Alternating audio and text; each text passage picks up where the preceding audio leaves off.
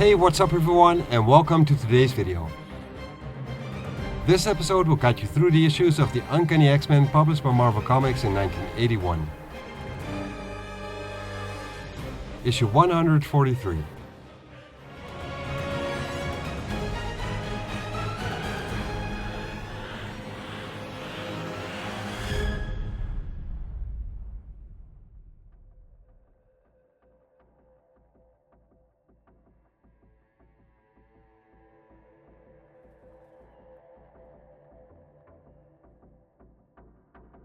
Many months ago, the mutant Aurora Monroe, otherwise known to a select few as the X-Men called Storm, came face to face with supernatural beings who were as foul as the pit that spawned them.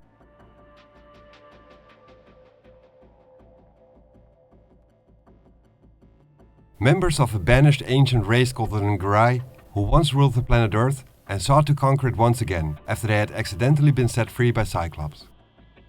While one of the demons attacked the X-Men in their mansion, Professor Xavier guided Storm to the place where the kern, which sustained the being, was located, with a very clear purpose, namely to utterly destroy it, or the X-Men and the world at large were doomed. Once she had arrived at the location, a battle ensued.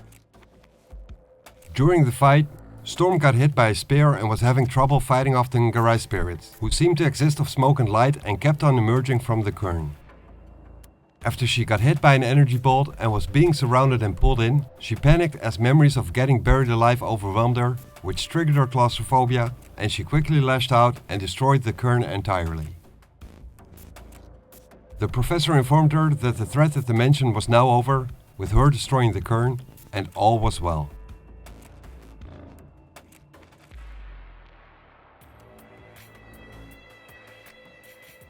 Months passed by, and as nature began to heal the wounds inflicted by the combat, and with the seasons changing and the X-Men moving on with their lives, the battle with the Uncanny was forgotten about.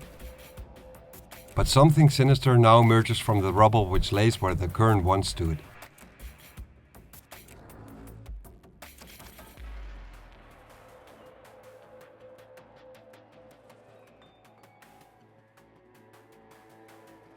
And as the couple is enjoying their first Christmas together, their romantic road trip is horrifically cut short by the Uncanny's bloodlust.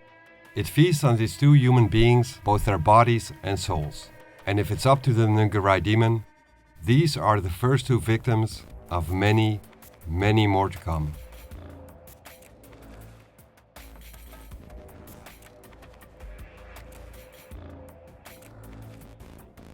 Over at the mansion, the members of the mutant team of the X-Men have been enjoying a relatively quiet month after their battle with the Brotherhood of Evil Mutants. Quiet or not, they have been using their days well, with each of them honing their skills and learning new ones. And in the case of Kitty Pryde, whether it's Christmas Eve or not, this means getting drilled by Professor Xavier, learning all there is to know about the X-Men, their abilities, and their equipment. And as Kitty is going over the team's plane, the Blackbird's ignition procedure, Angel joins them in the room to inform the professor that the car is ready and it's getting late. Kitty is thankful for Warren's timely interruption, and Warren tells her that they all went through this exhausting type of studying and that it's now her turn to do so. A short while later, downstairs, Kitty and the professor joined the two X-Men, the Russian powerhouse Colossus and the Canadian Wolverine, the latter of whom has brought his date to the mansion and introduces her to Xavier, since the two of them had not yet met before. But then, Wolverine's date, the Japanese Mariko Ishida, gets startled by a suddenly appearing Nightcrawler, who drops himself from the ceiling. He holds a mistletoe above her head and gives her a kiss on the cheek. Wolverine's territorial instincts immediately take over, and he extracts his claws and tries to slash Kurt, who can only barely teleport away just in time. Pyotr changes into his organic metal skin form and grabs Wolverine from behind, before he can do anyone any harm, and Xavier orders Wolverine telepathically to sheath his claws and to stand down, telling him that Kurt meant no harm and it's certainly not some kind of enemy attacking. Wolverine snaps out of his berserker rage thanks to Xavier's mind touch, and Colossus transforms back to his human form now that the danger is gone. Wolverine is lamenting the fact that old habits die harder than everyone had figured. He accidentally calls Kurt a misfit and says that he had hoped his natural killer instincts would have been changed by now. But sadly, he was wrong about that, and he then walks off, dragging Mariko by her hand along with him. Kitty then tries to cheer up the mood some by picking up the mistletoe Kurt had dropped moments before and holds it over Pyotr's head, wishes him a Merry Christmas, kisses him on the side of the head while calling him sexy. Pyotr is shocked by this and immediately starts blushing, and Kurt makes fun of it. And at that moment, Aurora walks through the door, informing everyone that she has brought the car around.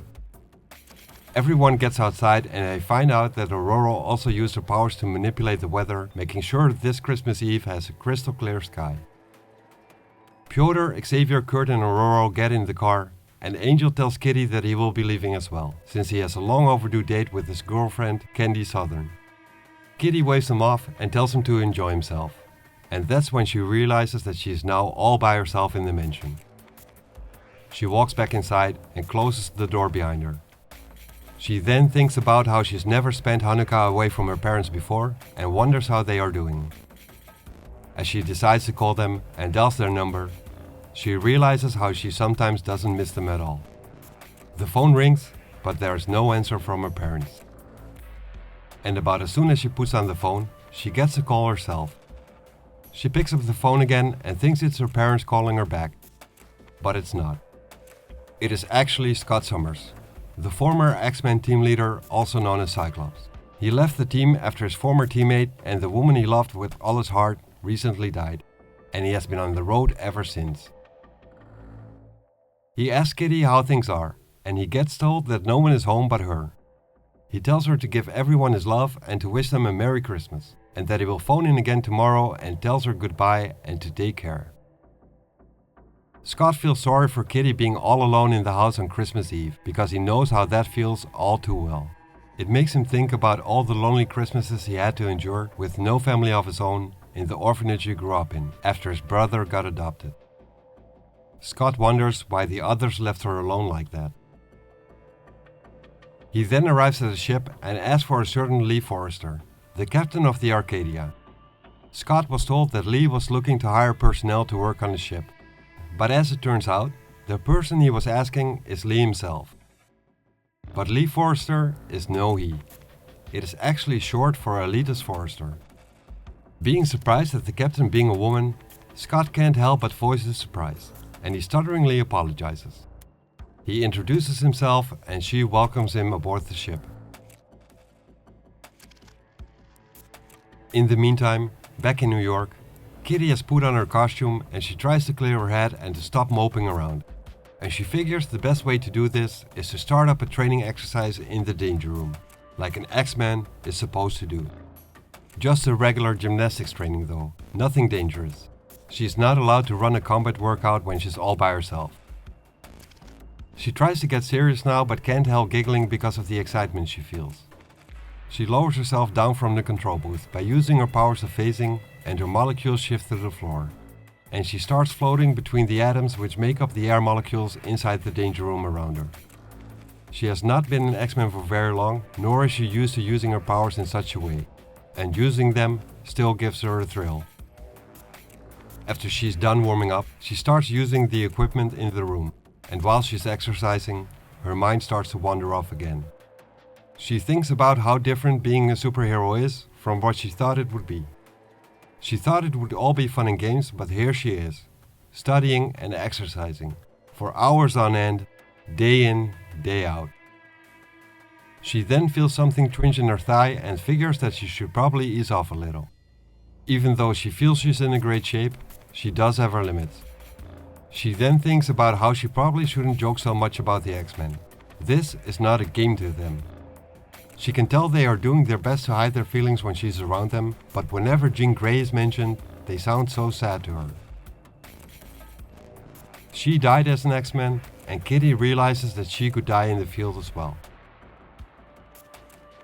As Kitty wishes she had known her better, she gets distracted because an alarm is going off. It's the burglar alarm, and the computer systems inform her that there's an intruder in Zone 4, which is upstairs in Aurora's attic. As she's making her way upstairs, she thinks about how she's supposed to call the police when there's an intruder and she's all by herself. but she thinks it's better to check things out first. The last time she called the police, it turned out to be a false alarm, and she felt like a jerk for calling them. This time around, she is going to make sure first. Even if she finds a burglar inside the mansion, there's nothing to worry about because with her phasing powers, nothing can hurt her. And as she's thinking that and has made her way up to the attic, she can tell that it's gotten very cold all of a sudden, which is no wonder because as soon as she opens the door to Aurora's room, she can tell that some of the windows have been busted open. Taking a look around the place, Kitty sees that all the plants in Aurora's attic are dead now, which doesn't make any sense. Sure, it's cold and those plants would not have survived temperatures like these, but still, this should not have happened this fast. She then gets distracted and looks downwards to her feet. Apparently she stepped in some kind of ooze. It's nasty and she has no idea what kind of material it is or where it came from. She hears the sound and can tell it's from the inside of the room and wonders who it is. But it is not a who at all. One could even hardly call it a what. It's a demon and it's eager to claim its tasty prey.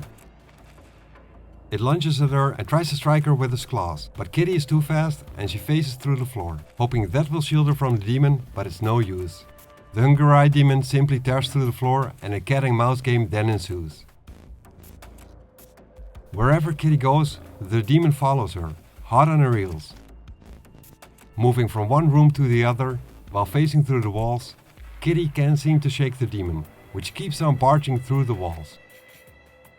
She realizes she is hopelessly outmatched. She can't run outside and call for help either, because she knows the demon would tear anyone else it comes across to shreds. She tries to outsmart it, to trick it, trying to confuse it by dropping herself through the stairs into the storage closet below while she is out of its sight.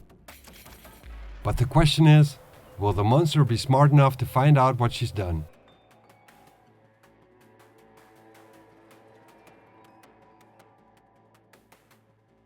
After some time has passed, Kitty does not hear a sound anymore.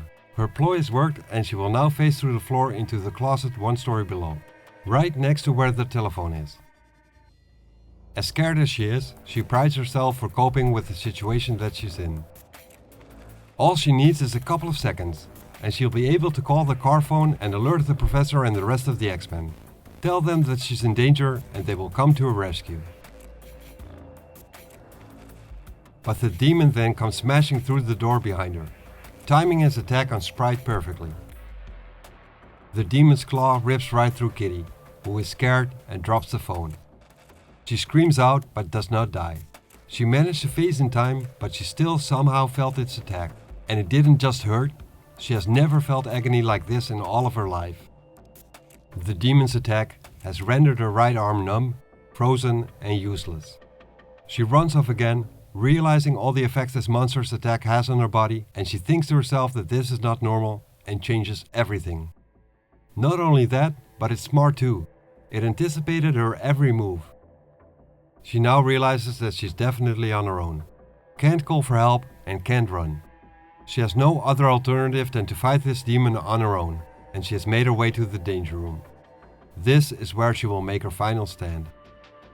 She ascends to the control booth by walking on the air molecules again, and programs the computer to execute the most dangerous sequences available. Still not able to use her right arm, it's taking a lot longer than it should. Time she does not have. If only she could use the danger room's attack to knock the sense out of this creature, she might be able to contact the professor. But that's a big if, and the monster does not seem to come to the room. Maybe it suspects a trap, Kitty thinks. Right before it slams through the door. It has found her, and not through the danger room's main door, but right there at the control booth. She faces through the booth, and the demon immediately charges right after her, shattering the supposedly unbreakable glass of the booth and leaving savaged, short-circuiting computers in its wake. Damaged computers which are supposed to activate the room's exercise. But as Kitty lands on the floor below, she can hear the room is starting up its sequence. With her being cornered, the demon closes in for the kill. But this time around, it's the Hungry demon's turn to cry in surprise and pain as the room starts to unleash a barrage of projectiles at it. Staggered by the assault, but far from beaten, It tears up a huge chunk of the floor. Kitty figures that this will most likely override the system's safety interlocks and expects the room's devices to run wild. But this means they can not only kill it, but Sprite as well. She tries to evade the Ungarai's attacks and hopes the room will take care of it, while her phasing powers will keep her safe, as long as she can stay clear from the demon's grasp.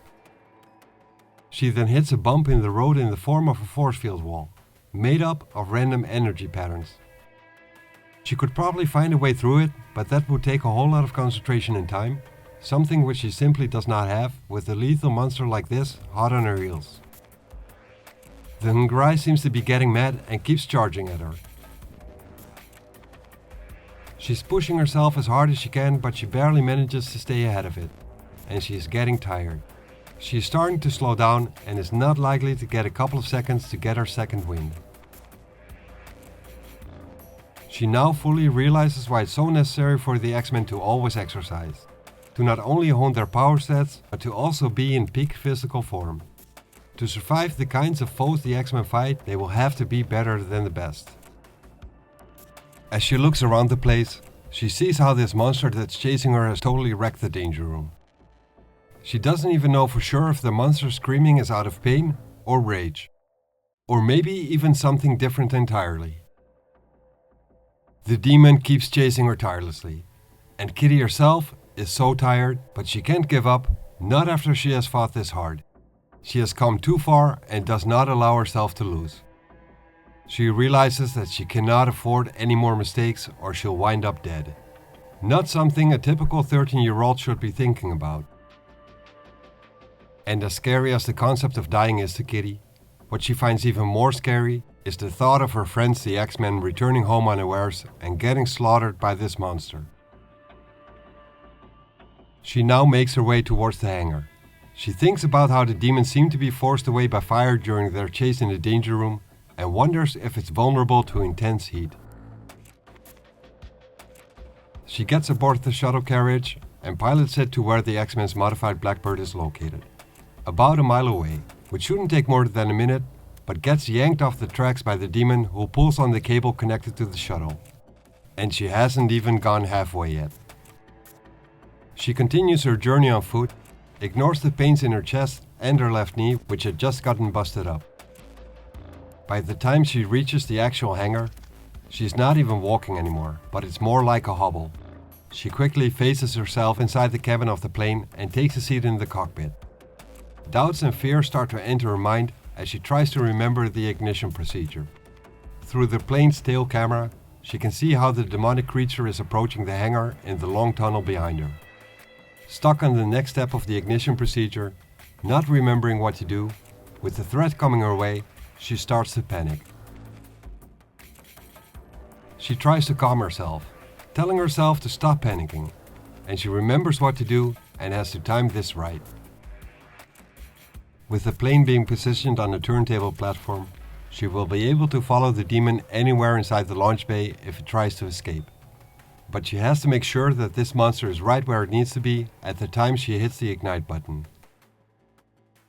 She yells out "Got you!" as she slams her fist on the button, and the plane's twin engines start to blast at full emergency power, with afterburners punching two pillars of flame from the huge exhaust. From behind the Blackbird, it's like suddenly being at the gates of hell, or getting plunged into the heart of a burning star. They create a howling roar, and the sound of it fills the hangar, and they create a blast wave that shakes the entire complex like a small earthquake. Metal starts to bend due to the stress put on it and way beyond its endurance.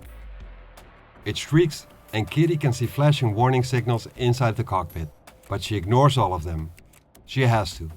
Until finally, accompanied by an almost human-sounding scream, the landing gear buckles and the Blackbird hurls itself forward across the launch bay and crashes into the far wall. Kitty feels the undercarriage collapse, and that's when she decides to shut down the engines, after which she floods them with foam to prevent everything around her from catching fire. She then lifts herself up through the plane's outer walls, and the silence in the bay is deafening. She starts to cough and figures the hangar's air cyclers must have gotten wrecked. since all she can see around her is thick smoke. She floats herself through the air, slightly lifted from the floor below, which she can feel is burning hot, even through her costume's insulated boots. She also notices how the automatic sprinklers haven't activated either, so she will have to turn them on manually. As she makes her way through the hangar bay, which has turned into a massive inferno, she wonders where the demon is, whether she has killed it. But she figures that nothing could have survived this Holocaust. Literally nothing. But then, through the fire, the demon's hand claws out towards her.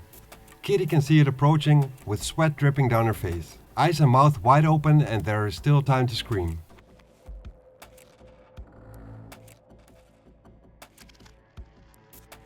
Sometime later, past midnight, Professor Xavier's Rolls-Royce finally arrives back at the mansion.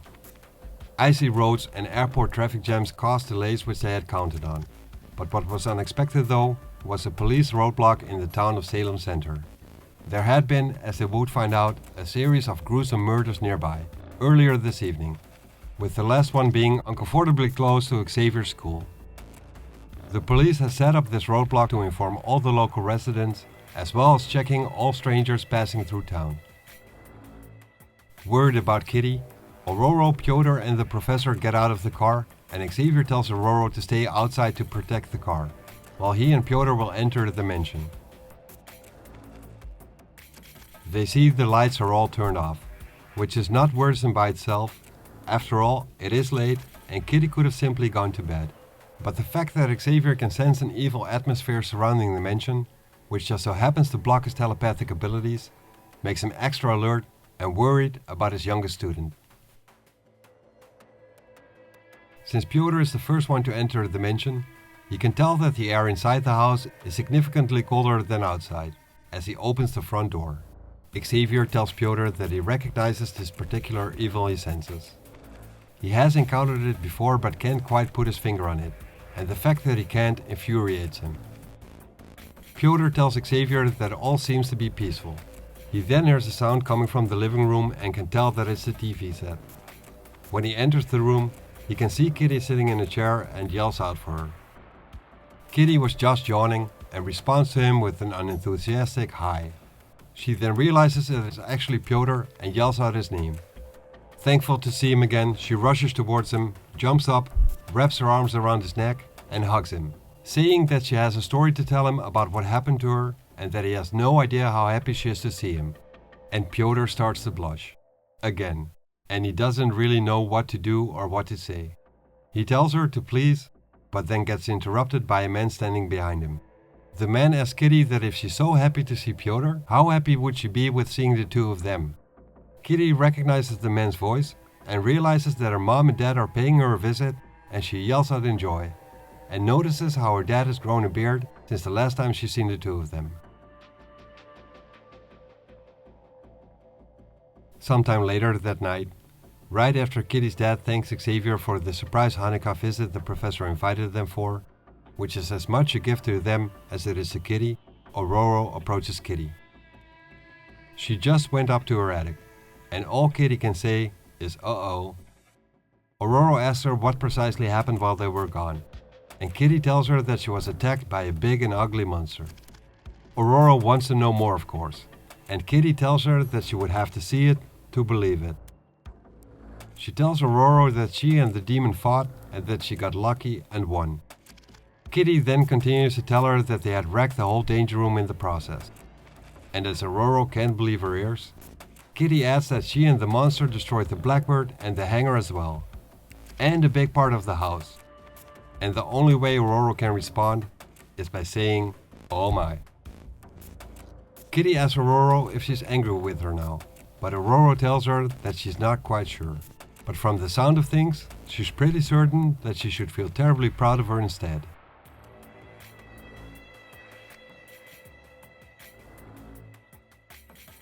Kitty was in the fight of her life today, the closest of calls. When the demon's claws reached out for her, she was simply too worn out, too tired and too scared to use her phasing powers.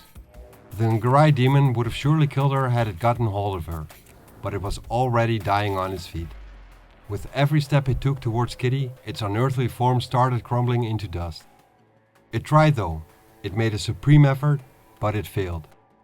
And Kitty, on this Christmas Eve, all by herself, underwent a rite of passage of sorts. A supreme test of her abilities, her intellect, her courage, and simply herself. And she passed.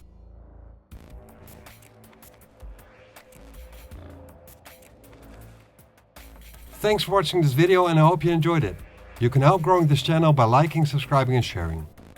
This tells YouTube that the videos I'm making should be recommended to others and would be very much appreciated. See you next episode.